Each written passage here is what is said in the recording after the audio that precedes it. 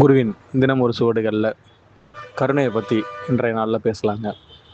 ஒரு நிதர்சனமான ஒரு நித்தியவான் ஒருவர் நீண்ட நாள் பயணத்திற்காக நெடுந்தூரம் பயணிச்சாராங்க.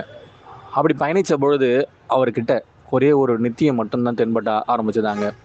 சரி, கருணைங்கிற ஒன்றை தவிர அவரிடம் வேறு ஏதாச்சும் தென்படுதான்னு பார்க்கும் பொழுது அவரிடம் கருணையில் எதெல்லாம் தென்படணும்னு ஒரு கேள்வியே எழுந்துதாங்க. அந்த கேள்விக்கு மறு உபகாரம் ஏதாவது எங்கெங்கெல்லாம் பயணிக்கிறாரோ அங்கங்கெல்லாம் அவருடைய பயணத்தின் அடிப்படையின் தத்துவத்திலிருந்து அவர் எதை எடுத்துக்கொண்டாரோ அது எல்லாத்தையுமே கருணை அப்படின்ற வார்த்தைக்குள்ளேயே அடக்கம் செஞ்சுட்டாராங்க. அதாவது அன்பு அப்படின்னு கூட சொல்லலாங்க.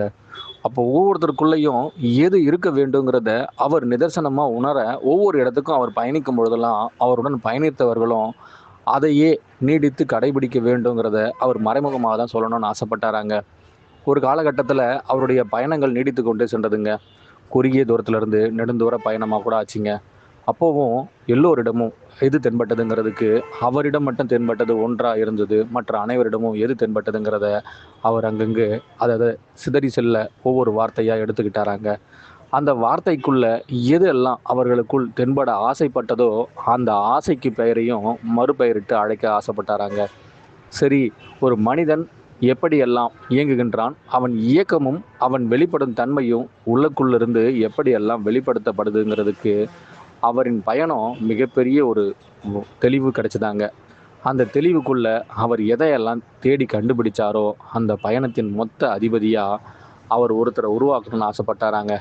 சரி, என்னுடைய பயணம் அப்படின்ற விஷயத்த அவர் மீண்டும் மீண்டும் அந்த கருணை வடிவிலேயே தேடும் பொழுது அங்கு எல்லோரிடமும் ஒவ்வொரு விஷயத்திலையும் ஒவ்வொரு மனிதத்துவத்திலிருந்து மாற்றங்களை கண்டுபிடிக்க ஆசைப்பட்டாராங்க.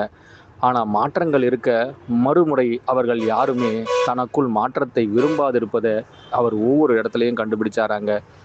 நிதர்சனமானா இருக்க அவர் எதையெல்லாம் அவர் தேட தேட மீண்டும் மீண்டும் அவருக்குள் வெளிப்பட்டது எதுன்னு அவர் அப்போ தான் கண்டுபிடிச்சாராம்.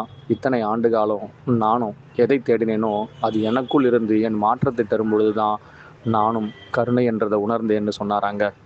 அனைவருக்குள்ளும் குருவே சரணம், குருவடி சரணம், திருவடி போற்றிங்க.